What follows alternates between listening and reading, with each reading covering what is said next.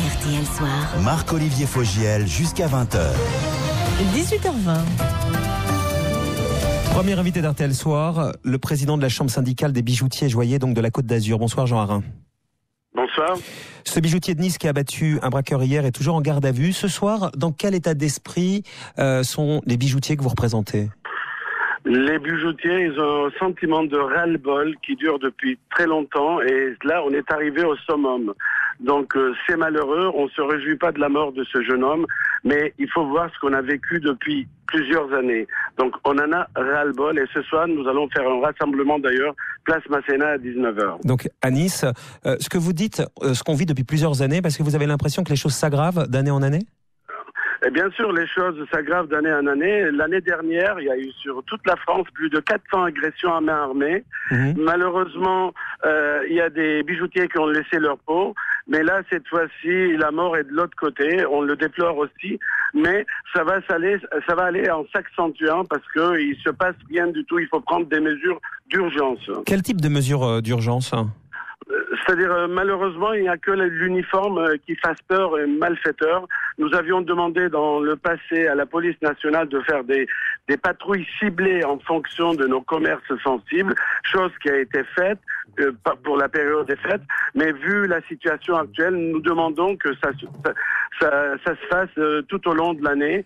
Et par ailleurs, nous savons que les buralistes, ils sont subventionnés, aidés par l'État pour se munir d'un système d'alarme. Et les bijoutiers, ils devraient bénéficier des mêmes avantages. Le bijoutier en question, votre confrère était armé. Est-ce que vous êtes favorable à l'armement des bijoutiers ? Déjà, est-ce que nombreux d'entre vous le sont ?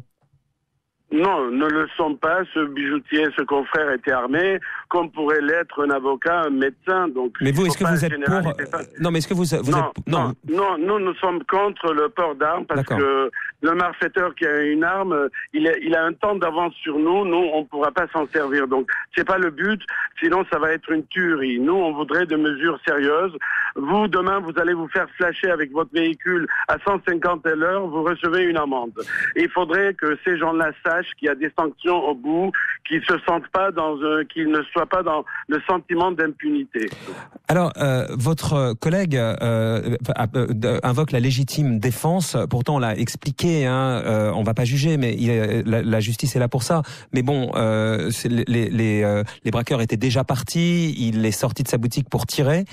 Vous invoquez aussi la légitime défense, ou alors vous voyez simplement un homme qui se fait justice lui-même Non, je vais vous apporter une petite rectification. Le bijoutier n'est pas sorti de sa boutique, il était dans sa boutique quand il a tiré.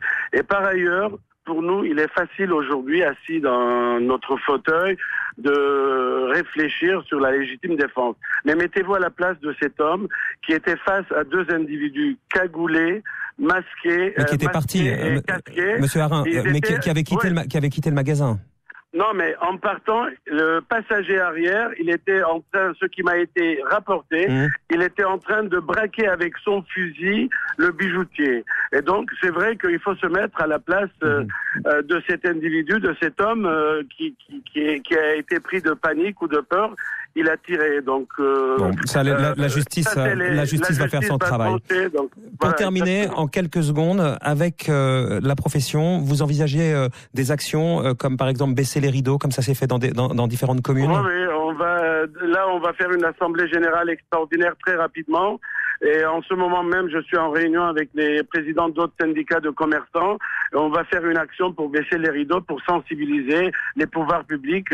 Et d'ailleurs, on reçoit énormément de soutien de toute la France. Et il y a des particuliers qui veulent participer à nos actions. Ça serait quand la journée où les commerçants baisseraient le rideau? Ça sera la semaine prochaine. On va l'arrêter dans quelques heures. J'ai pas encore la date exacte. Merci, Monsieur Harin, d'être intervenu.